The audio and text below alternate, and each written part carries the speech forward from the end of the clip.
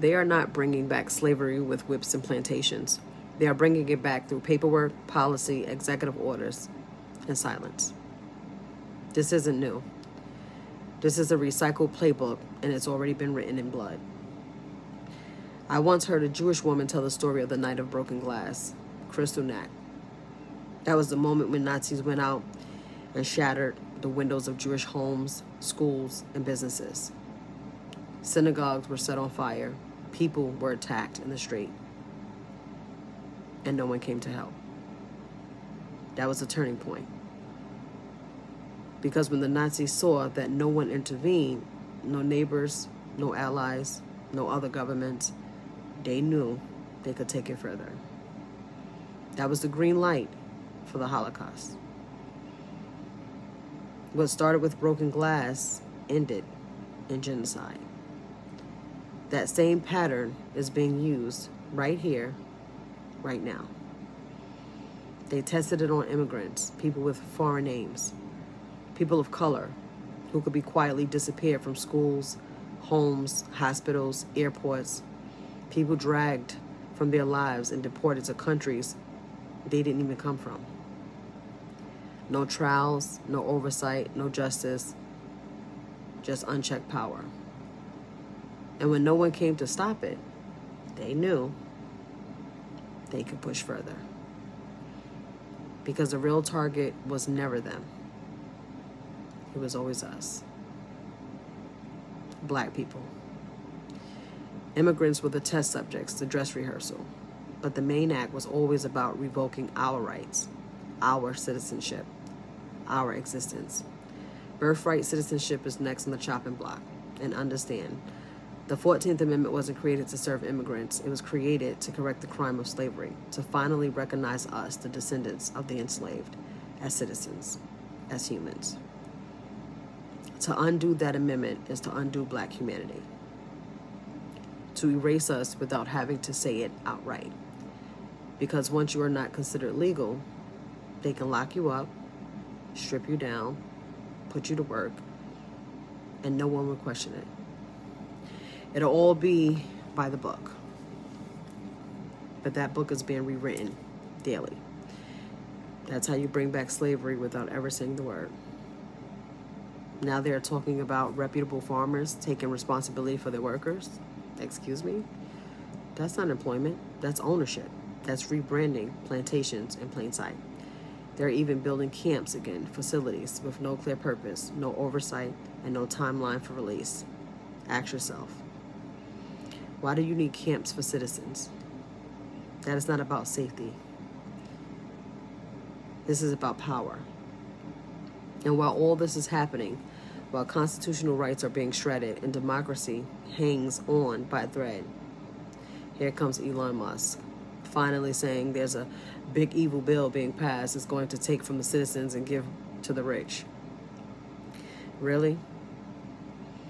You don't get to sound the alarm now. You helped build the machine. You gave Trump a platform. You amplified propaganda. You played a part in rigging the discourse and possibly the vote. Now, when it's convenient, you want to pretend to be neutral, a concerned bystander. No. You are complicit. You are part of the rot. You are not a savior. You are a silent partner. And let's be real. If you had the power to undo what's happening and you chose not to, then you're choosing the side of oppression. And when the reckoning comes, may it come for everyone responsible. Because Trump is not original. He's following the same strategy used by Hitler, Mussolini, Franco, Pinochet. Take away rights little by little, test your violence on smaller groups, silence the press, dismantle the courts, stack the judges, eliminate oversight. Then when it's time, go at the people you were really targeting all along. That's where we are now. So don't tell me I'm overreacting. Don't tell me it's just politics. Don't tell me to wait and see. I've seen enough. They are trying to enslave us again. And this time, it will look legal. It will sound lawful. It will come wrapped in national security and jobs and public safety. But it's slavery, nonetheless. And I want to be clear, I am not afraid. Because I was raised with Psalms. I was raised with prophecy. The Bible already warned us. It said they would use the law to oppress the people. That wickedness would prosper for a moment. But it also said that Jehovah would become king. That no man would sit on the throne that belonged to God. And that's why I still believe in justice. But even still, I'm not just praying. Because even God used people. He used Moses. He used Deborah. He used David. He raised warriors when the time came. So maybe today, he's raising you. This is not just political, it's spiritual, it's psychological, it's cultural, and it's legal. So if you think your degree, your job title, or your neighborhood will protect you, think again. This system is being restructured so that none of that matters. We are watching the erasure of black citizenship in real time. And we've seen it before. So I'll end it with this. We will not be the new victims of an old system. We will not be the ghosts of Tulsa or Oscarville or Seneca Village. This is not 1921. We are not unarmed. We are not isolated. We are not unaware. We are watching, recording, organizing, and ready. This time, we will not go quietly. This time, we will not go back. And this time, we fight. Thanks for coming. You see, there is a saying, a black American saying actually, that goes, if you want to control a man's action, just control his thinking. That is what you need to do. If you control a man's thinking, you control his action. These are the words of Carter G. Woodson, the father of black history. And right now, if I look at the modern day America, it's true. The black person is being controlled in many ways. We have the media, we have fashion industry, we have the society, we have the banking system or the finance system. It controls the black person. Black experience in the US is a story of pain, survival, struggle, and ongoing resistance. Though slavery was officially abolished in 1865 with the 13th Amendment, the reality for many black people in America shows that slavery never truly ended. It simply evolved, right? The modern day slavery does not involve chains and plantation as in the past. Instead, it hides in the prison system, economic inequality, right? Political suppression and social injustice. The rise of Trumpism has made the rise even harder for many black Americans. Black people are not enslaved with chains and whips and boats and sugarcane and cotton, no. Right now, it has evolved into modern things. American patriotism is equal to modern slavery, right? You as a black person, thinking that you are an American patriot, you might be a slave to the American system. Yes, but I'm telling you, if you remove the impossible, whatever you are left with, however improbable, that is always the truth. Let us listen to this gentleman speaking the truth. I shall get back by the end of the video, where I shall also share with you my deep, critical analysis. Let's dive in. If you're one of those pretending, I don't want to be black, I don't want to be African, for some reason got a problem with African people or being from the African continent. Any of that identity crisis, sellout, whitewashed bullshit. Stay the fuck away from me. Stay the fuck away from my page. I don't give a damn about your identity crisis. I don't give a damn how you want to identify. You are entitled to identify however you want to identify. But please, if you are not Black, or if you have a problem with being Black, African American, you got a problem with your roots being from Africa, got a problem with Africans, any of that, stay the fuck away from me. If you are not Black, why are you trespassing in Black business?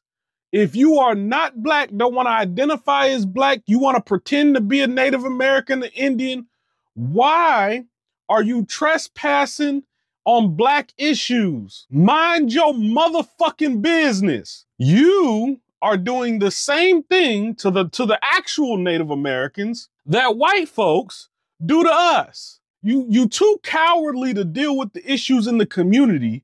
So now, because you feel helpless and you feel like you can't really do nothing, you want to abandon your roots and try to co-opt and commandeer somebody else's roots. But the problem with that is the Native Americans that you're trying to identify as are the descendants of Africans as well. Everything come through Africans. Everything come through us. We are the original people. We were the first ones. You got a problem with that? Eat a motherfucking dick. I don't care. Love yourself. Love your roots. Enough with the self-hatred. Enough with the divisive tactics. It benefits Black people in America none to separate ourselves from Africans or the continent of Africa. But it benefits the racists, the white supremacists. It benefits these motherfuckers a lot if we keep dividing ourselves off in the different hundreds and thousands of sections. We got labels for every goddamn thing. The one thing they don't want is a united Black America. The one thing they don't want bigger than that is a united global Black people. Stop contributing to our demise across the board. You want to be a sellout? You want to be a Klan member? You want to be divisive? You're not Black. You can't be fair and speak on Black women the same way you speak negatively on Black men.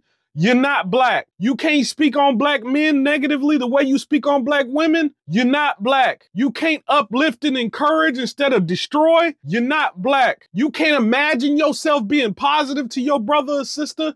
You're not Black. You can't imagine yourself evolving and help change and heal this community. You're not Black. It's too many people in this community pretending to be pro-Black, pretending to be for the people, when in actuality, everything about your habits, both verbal and in your actions, says you's a motherfucking whitewashed racist ass. What the white supremacist wants is the perfect, agreeable, consumerist slave. You are allowed to work the jobs and get the pennies that we want you to have. You are allowed to spend those pennies on things that we want you to buy. You are allowed to entertain, but do not make any inconvenience for the supremacist. Do not complain about the conditions in which we choose to oppress you. Do not complain about the conditions in which we choose to unalive you. We're supposed to just take it. Why is that? If all whites aren't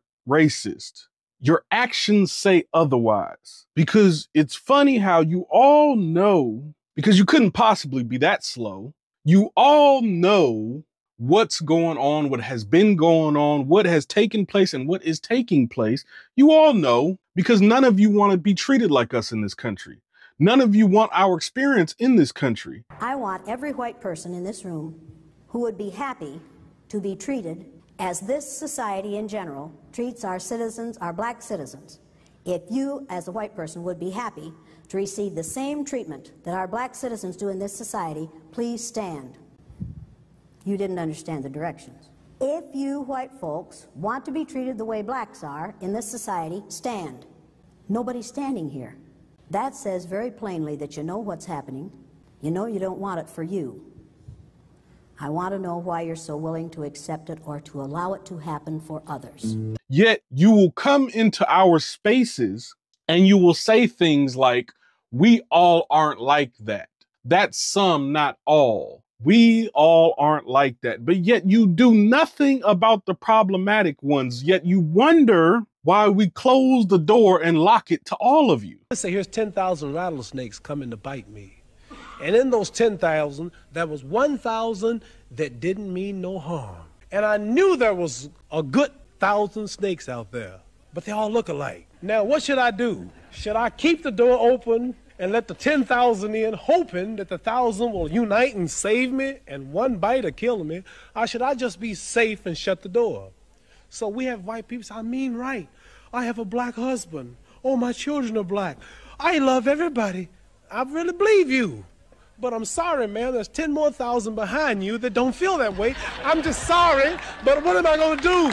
Why are we expected to tolerate this treatment when if it wasn't for us, you wouldn't have an America? Last time I checked, you had to go kidnap some folks. And by the way, y'all only tell half the story because I've said this before. The people that y'all say you bought slaves from in Africa were already considered traitors by the entire continent of Africa. Were already exiled by the entire continent of Africa. These people were not friends of the continent, much like the sellout today in America, much like the bootlicker today in America, much like the Uncle Ruckuses today in America. You may know them as the house Negro, the ones that you're trying to condition us all to be like. Those exist globally and all throughout time, all throughout history. And this is how you were able to get that transaction of purchasing slaves while also kidnapping slaves, while also forcing this transaction, because let's be realistic and honest here. It's kind of hard to deny a transaction, even if they wanted to, when you got rifles on them and they ain't got nothing but bows and arrows. You making false, deceiving promises of equality and wealth, but we know how that turned out.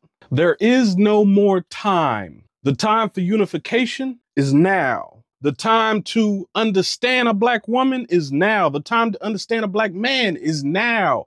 The time to put your goddamn traumatic experiences aside is now. The time to get some healing, the time to get therapy, the time to do whatever it is you need to do to be able to be a part of the solution and not continuously glorify being a part of the damn problem is now. Simply be kind to each other. Simply seek to show empathy and understand and show comprehension rather than listening to speak, rather than being in competition, trying to debate on everything and anything. Y'all, at this point, y'all might as well debate whether air is. Slavery shall be abolished except. The key word there is except or unless. Unless as a punishment for a crime. That tells you plain and clear. There doesn't need to be a conspiracy. There doesn't need to be a bunch of think tanks on whether it exists or not. Right there in the 13th Amendment, it tells you that slavery is still legal. That's one.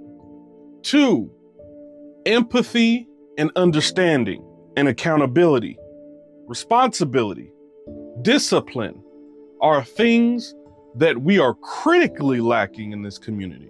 I am not talking about just black women. I am not talking about just black men. I'm talking about the children. I'm talking about our whole household, the way we think, our ideals, our ideology, our habits.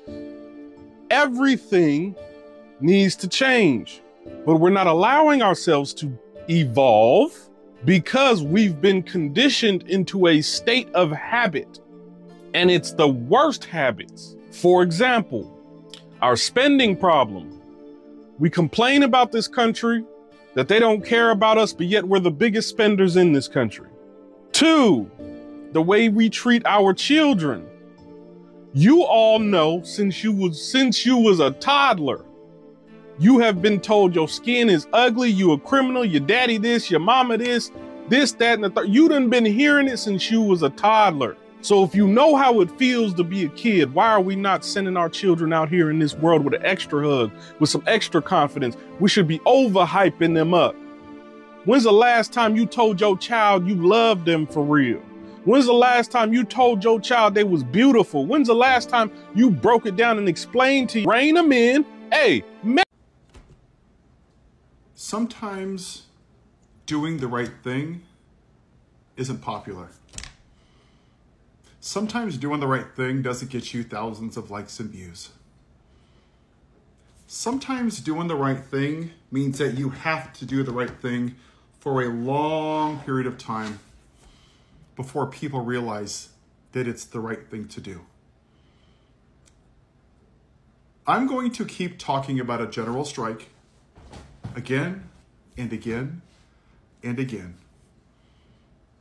And if that's not your cup of tea, that's okay. I just want you to think about this. We have people in concentration camps right now. We have a lawless president in the White House. Prices are going up. Inflation's going up. Unemployment's going up.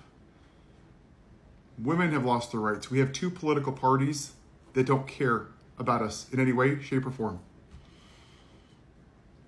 We know that neither political party is coming to save us. We're already starting to get text messages. Give me $10. Give me $5.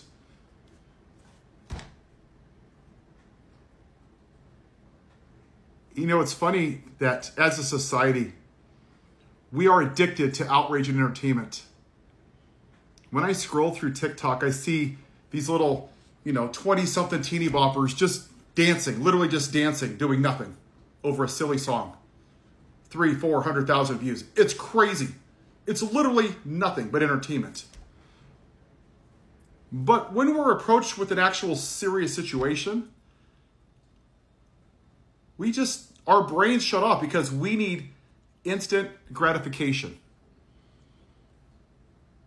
How many times have you read, and I've done this too, you read an article, a headline, and you commented, you shared it, and you didn't even open it up to take the time to read it? Have we checked on Lahaina to see how the rebuild's going? Have we done any research on the LA fires to see if the insurance claims are paid out, if people are still homeless? Have we seen it on the news? Did you know that there's still sewage on the streets from Hurricane Helene?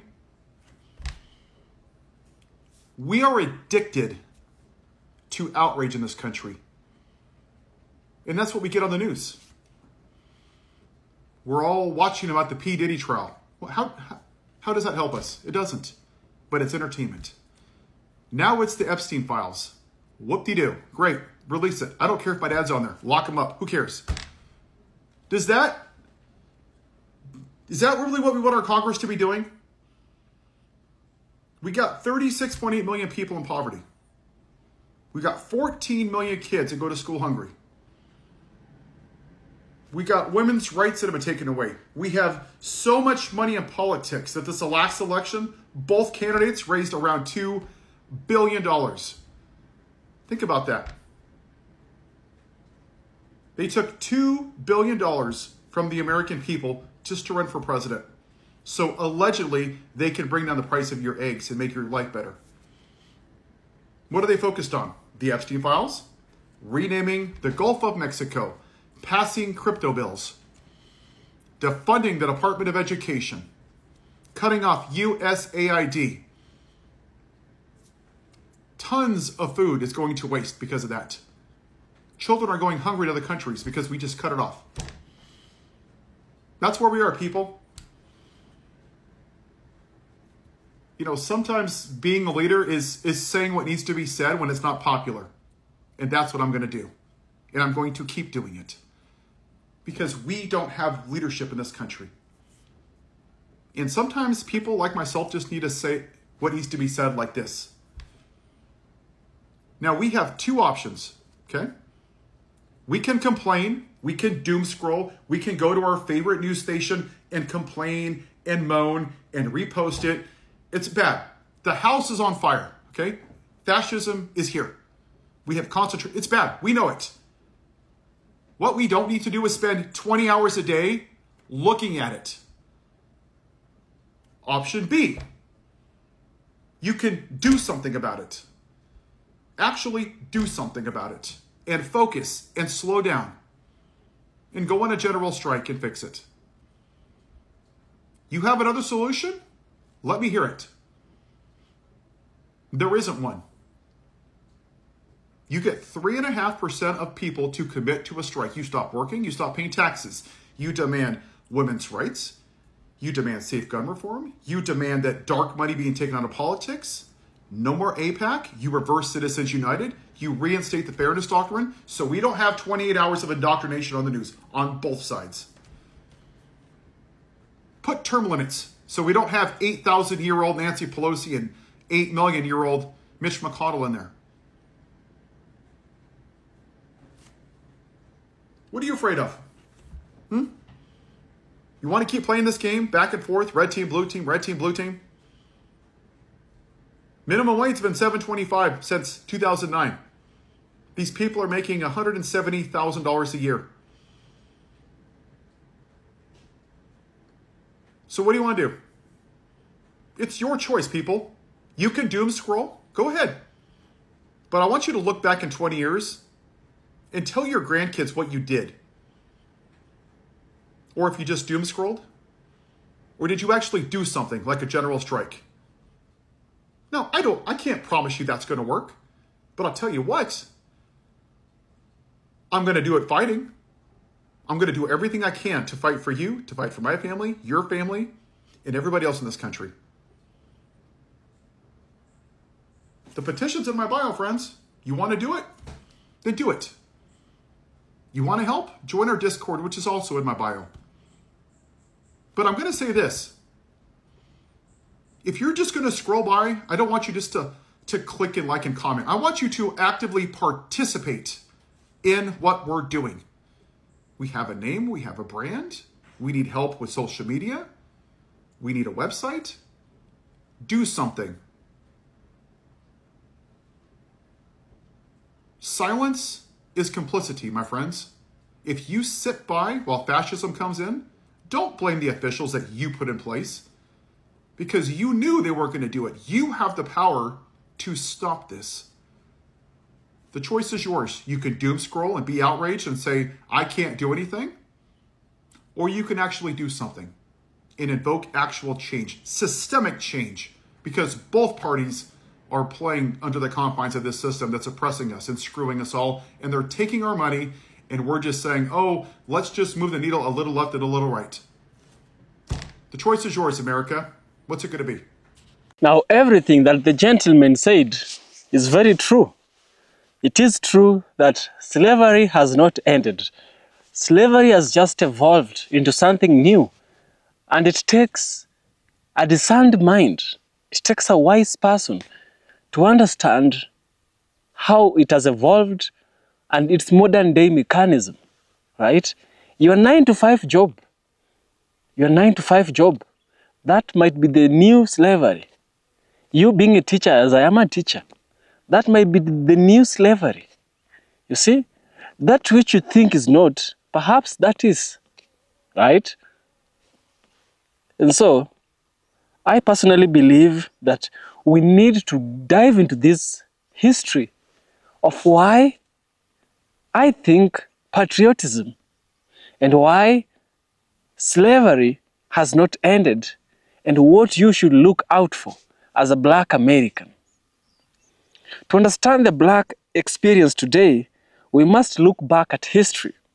Millions of Africans were taken by force into slavery. We know what happened at Cape Coast, the west coast of Africa and the east coast of the United States of America. We know very well what happened over there. You know, those Black people who were taken from Africa built the country's economy, especially in the South, through free labor in the cotton fields, sugar plantations, and more. And now, after slavery ended, right, through the help of white people such as John Brown, right, Black people were promised freedom. We were promised land. We were promised rights. But these promises were broken. What followed was the rise of Jim Crow's laws, which kept Black people segregated and treated as a second-class citizen, for over 100 years, for over a century, right?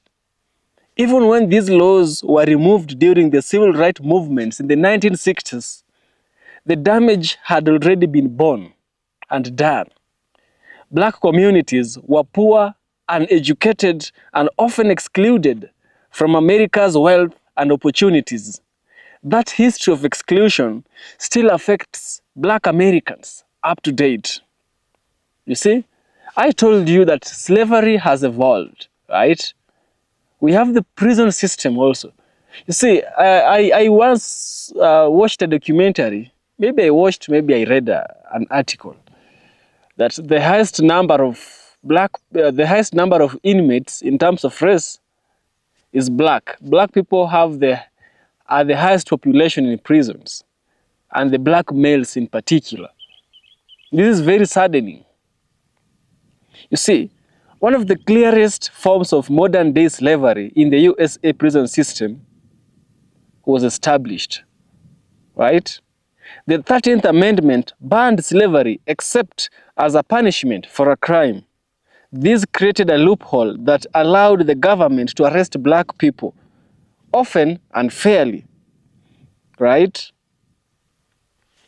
Today, the USA has the highest prison population in the entire world, and black men are in prison 5 times the rate of white men. Many of these prisoners were forced to work for little or no pay, making uniforms, cleaning, or doing factory jobs. White private companies and the government would profit from the labor of these black people. You see, this is modern day slavery, right? You see, we have laws like war on drugs, right? This is a heavy policing in black neighborhoods, and racial bias in the justice system have all contributed to putting more black people behind bars.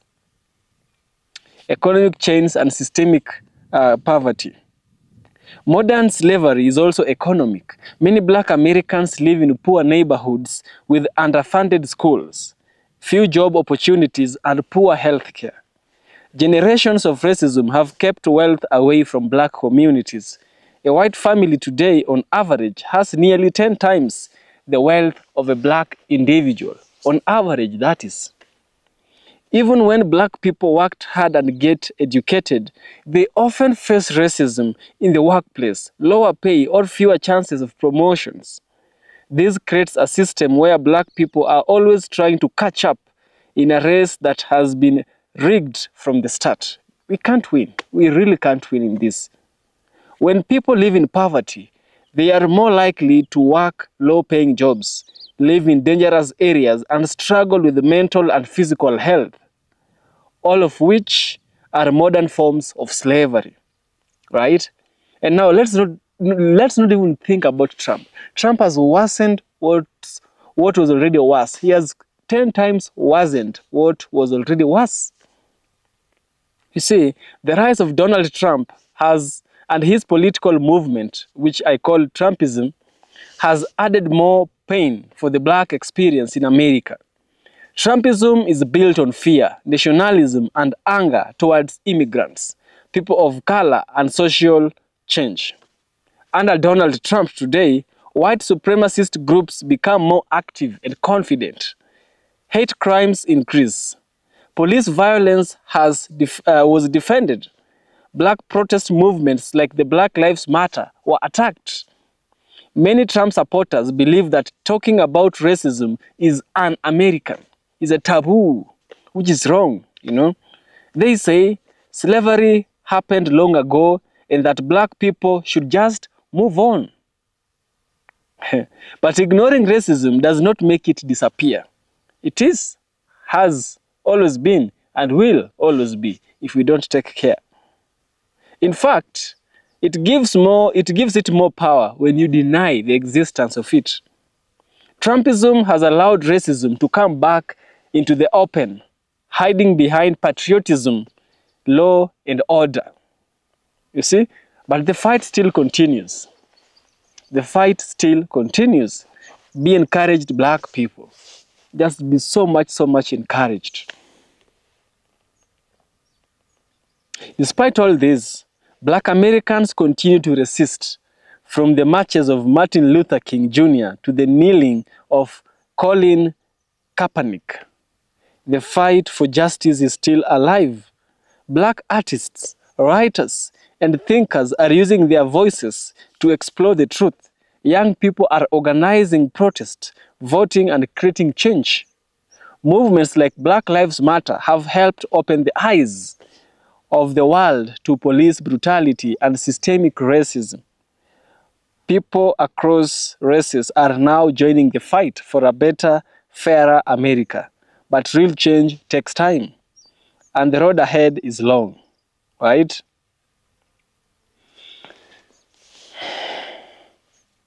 Nothing really ends. Like, nothing really ends. Nothing really ends. There's a law in thermodynamics, a branch of physics and chemistry also, which says you can't destroy energy. You can only transform it from one form to another, right? Because slavery, I believe slavery is a bad energy. Hatred is a bad energy. And as I always say this, after learning it, I always say this: you can never legislate the heart. The heart can never be legislated. You can't force someone to love another one. You can't do that. But at least when we have laws that prevent you are unloving from hurting that other person that you do not love, we can only implement laws that you are unloving. I repeat, you are unloving does not hurt the other person that you do not love. That is what we can do, but we can't force love on people. We can't do that. It is upon them and their God. Here is how I conclude. Remember when I told you, if you want to control a man's action, control his thinking? Those are the words of Carter G. Woodson, the father of black history. You see? Controlling a black person's mind is the first step in controlling their life. For centuries, the system has tried to control the minds of black people, making them feel lesser, hopeless, or powerless. But the truth is that black experience is one of power, resilience, and beauty, right? Modern day slavery in America is not just a story about prisons or poverty. It's about a system that continues to exploit, exclude, and silence black voices. But as long as there is a resistance, there is hope, and as long as there is hope, freedom remains a possibility. The future of black Americans depends on truth, education, unity, and the courage to challenge injustice every single day. Yes. That is what I believe. I believe that slavery still exists. I believe there is more we can do to put an end to, or rather to reduce it. Remember, slavery is an energy. You can't destroy energy. You can just transform energy. So we can transform it from hate to love, right? We can do that, but we can't destroy it. Meanwhile, black Americans, you need to be aware, bring yourselves together, help yourselves. You know, you see a black child not going to school, help them get to school. That is how you help one another. There's no need you accumulate a lot of wealth while your neighbor's kid is not going to school, or they're sick, or they're going hungry. It doesn't help, right? It really doesn't help. And I live with this. What does it profit a man if you have the whole world and, you know, you lose your soul? What does it profit you with? Yeah, share your thoughts on the comment section. I'd really love to hear from you, and see you in the next one.